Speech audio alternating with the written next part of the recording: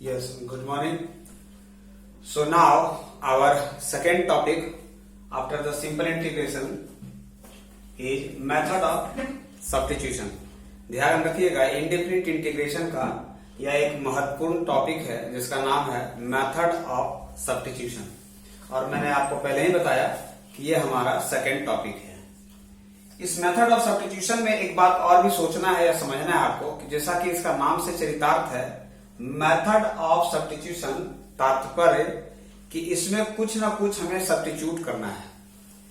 तो सब्स्टिट्यूट कहां करना है और कैसे करना है, ये दो प्रश्न हैं। तो ध्यान रखने की बात इसमें एक ये है कि हम लोग किसी फंक्शन को सब्स्टिट्यूट तब करेंगे जब किसी फंक्शन के अंदर कोई फंक्शन मर्ज हो।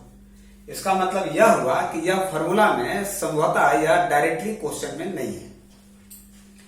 तो क्वेश्चन कोई आकृति या क्वेश्चन का प्रारूप देकर के आप समझ सकते हैं कि ये क्वेश्चन मेथड ऑफ सब्स्टिट्यूशन से बनने वाला है।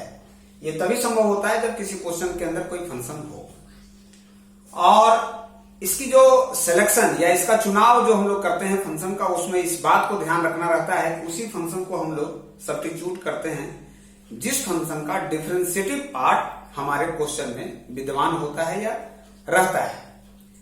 और अगर मान लीजिए आपके सब्स्टिट्यूशन पार्ट उसमें न हो तो वैसे परिस्थिति में या आपको तय करना होता है कि किस पार्ट को हम लोग अपना सब्स्टिट्यूट करें जिससे इसके इंटीग्रेशन फॉर्म जो आए वो डायरेक्ट इंटीग्रेशन फॉर्म आए और उसको फिर हम अपने निहित फार्मूला से यूज करते हुए अपने उत्तर तक पहुंच सके। जैसे मैं आपको कुछ प्रश्नों से इनकी इस बात को मैं क्लियरिफाई करना चाहता हूं या इसको समझाने का हम प्रयास करेंगे कि मेथड ऑफ सब्स्टिट्यूशन में कैसे आप लोग या हम या आप कैसे प्रयोग करते हैं। ऐसे तो इसका मेथड है, जरा देखिए। क्वेश्चन है कि इंटीग्रेट द फॉलोइंग।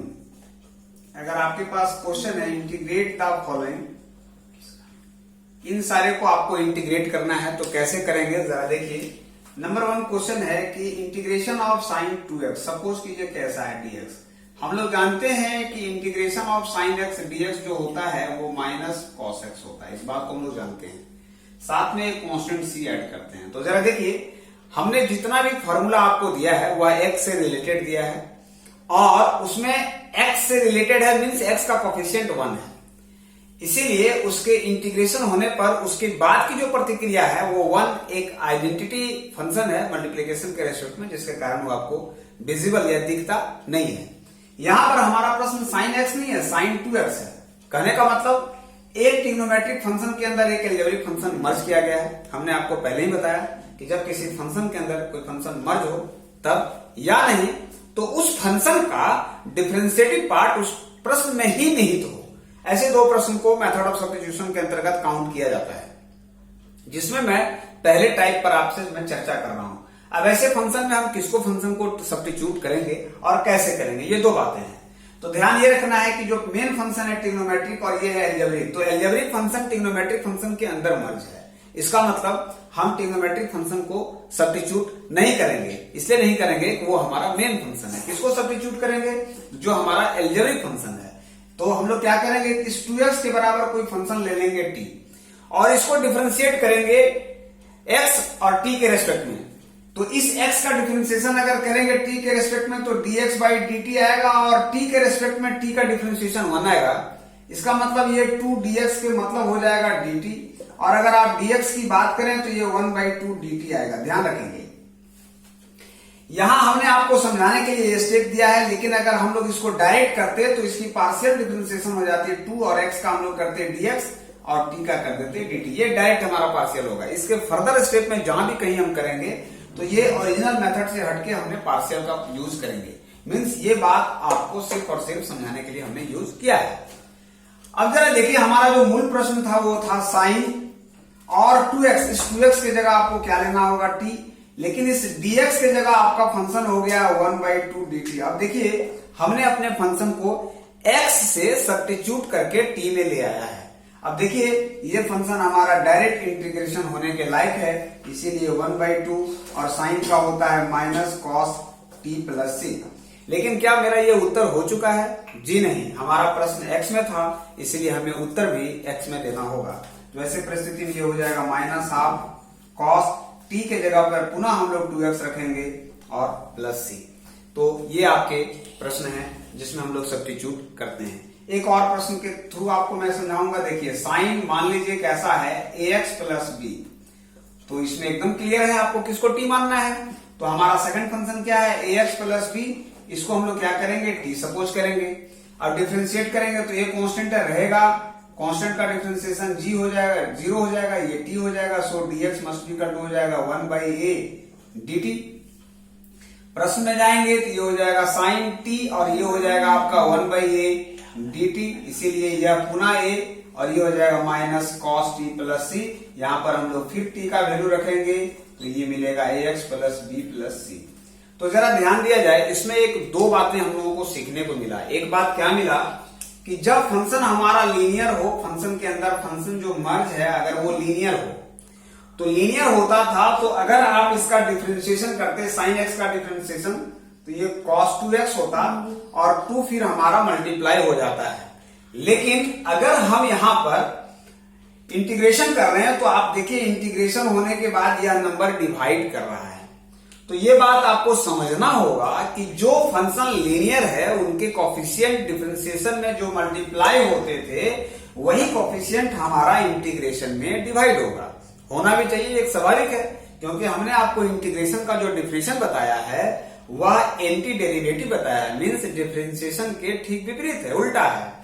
अब यहां भी देखिए हमारा फंक्शन लीनियर है, तो लीनियर में फंक्शन x के रेस्पेक्ट में कोफिशिएंट क्या है a। अगर हम इसका डिफरेंशिएशन करते तो a मेरा मल्टीप्लिकेशन में आता, लेकिन चूंकि मैं यहाँ इंटीग्रेशन कर रहा हूं इसीलिए यहाँ पर a हमारा किसमें आ रहा है, डिवाइड में आ रहा है। तो ये बात भी आपको सीखने को मिल गया कि अगर किसी फंक्शन के अंदर किसी फंक्शन का मर्जिंग है तो वैसे केसेस में हम कैसे इसको इंटीग्रेट करेंगे और क्या उनकी कोफिशिएंट हमको देखना चाहिए। इसके दूसरे प्रारूप के जो क्वेश्चन है जिसमें हमने आपको ये बताया कि इसमें जो भी आपके पास फंक्शन है उस फंक्शन में उसके डिफरेंशिएशन पार्ट उसी फंक्शन में निहित है, जिसके मैं साधारण उदाहरण से आपको समझाने का प्रयास करता हूं। क्वेश्चन है देखिए कि integration of log x by x dx। देखिए ऐसा प्रारूप का अगर क्वेश्चन मिलता है, जनरली दो तरह के क्वेश्चन होते हैं, एक में फंक्शन के अंदर फंक्शन मर्ज होगा और दूसरे फंक्शन में आपको उसके डिफरेंशिएटिव पार्ट आपको उस फंक्शन के अंदर निहित दिखाई देगी। अब जरा देखिए अगर इस प्रश्न को मैं ऐसा लिखूं कि log x into 1/x dx, तो मैं समझता हूं कोई आपत्ति नहीं होनी चाहिए। अब जरा देखिए ये हमारा फंक्शन है जबकि ये इसका डिफरेंशिएशन है इस फंक्शन का, आप ध्यान से देखें, मीन्स log x को जब डिफरेंशिएट करेंगे तो हमको 1/x मिलेगा। तो ध्यान रखिएगा कि जब डिफरेंशिएटिव पार्ट जिस फंक्शन का है उसी फंक्शन को हमको सब्स्टिट्यूट करना है।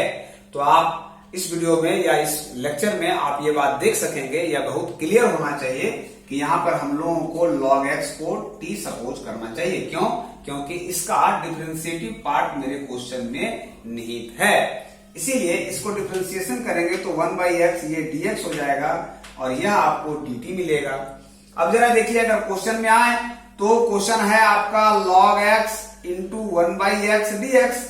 सो log x हमारा क्या है t, 1/x dx क्या है dt, इसीलिए इसका इंटीग्रेशन t का पावर 1, तो क्या हो जाएगा, एक पावर बढ़ेगा नीचे डिवाइड हो जाएगा प्लस c।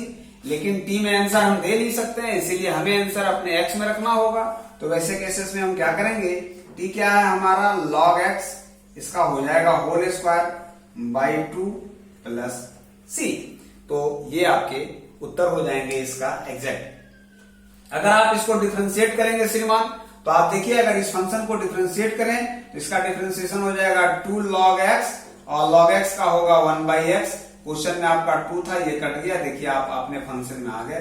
तो इससे ये भी चेकआउट हो जाता है कि जो आप इंटीग्रेशन कर रहे हैं वो वस्तुतः सही है या नहीं है। मैं और कुछ प्रश्न आपको समझाता हूं। सपोज कीजिए कि इसमें आपको ये देख लेना होगा कौन फंक्शन किसका डिफरेंशिएशन है। कहने का मतलब ये है कि ऐसे प्रश्नों को सॉल्व करने के लिए आपको डिफरेंशिएशन और इंटीग्रेशन का फॉर्मूला जानना आवश्यक है। प्रश्न है e to the power tan inverse x by 1 plus x square dx। हम जानते हैं कि differentiation of tan inverse x का होता है 1/1 एक्स स्क्वायर। इसका मतलब जब इसका डिफरेंशिएशन हमको इसमें मिल रहा है तो यहां हम लोग इसी फंक्शन को मानेंगे टी, जिससे हमारा सब्स्टिट्यूशन में इजी हो जाए। सो 1/1 प्लस एक्स स्क्वायर dx हो जाएगा dt। अब अगर मैं अपने प्रश्नों पर आऊं तो ये e tan इनवर्स जो है वो t और 1/x स्क्वायर dx का वैल्यू हमारे पास dt है, तो ये आ जाएगा और et का et ही हो जाएगा। और अगर बात करें तो e to the power tan inverse x, क्योंकि t हमारा tan इनवर्स x था, plus c। This is the answer. तो इस तरह से आप इन सारी बातों को आप अच्छे तरीका से समझ सकते हैं। अब जरा देखिए, मैं एक और प्रश्न आपके सामने रखता हूं। ये सारे के सारे मेथड ऑफ सब्स्टिट्यूशन के प्रश्न हैं जिसको आपको ध्यान देना है, और ये ध्यान रखना होगा कौन सा फंक्शन हमारा उसके रूप में ही निहित है। जैसे क्वेश्चन है, देखिए sine inverse root x by root x.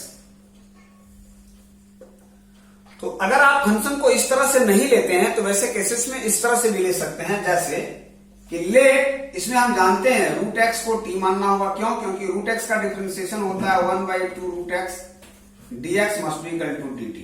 तो आप अगर ऐसा चाहें तो ऐसा भी कर सकते हैं, dx must be equal to 2 root x dt। अब देखिए प्रश्न में चले जाइए, ये हो जाएगा साइन, अगर आप चाहें रूट एक्स का टी रखना तो टी रखें, और बाई रूट एक्स, और देखिए dt क्या है 2 रूट एक्स dt, तो ये रूट एक्स कट जाएगा। आप यहां से ले चाहते हैं या नहीं तो डायरेक्ट जा सकते हैं, वट एवर यू लाइक, आप जैसे चाहते हैं वैसे परिस्थिति में आपका कैंसिलेशन होगा, 2 बाहर आ जाएगा और ये हो जाएगा साइन टी dt। आपको जैसा कि पता है ये कॉस टी हो जाएगा, और फिर ये -2 कॉस टी का वैल्यू रूट एक्स रखेंगे प्लस सी। तो आप ये बात को भी देखेंगे क्रॉस में कि अगर आप इसका डिफरेंशिएशन करते हैं तो वैसे केसेस में आप इसके मूल फंक्शन मीन्स ओरिजिनल फंक्शन में आ सकेंगे, ये ध्यान रखना है। तो हमने आपको मेथड ऑफ सब्स्टिट्यूशन में जनरली या बेसिक तरीका से 2 तरह के हमने प्रश्न आपको बताए हैं। आप ऐसे प्रश्नों को कई सारे एग्जाम्पल से सॉल्व कर सकते हैं, कई सारे बुक को यूज कर सकते हैं। बहरहाल इस लेक्चर में इतना, तब तक आप अपने घर में सुरक्षित रहें। धन्यवाद।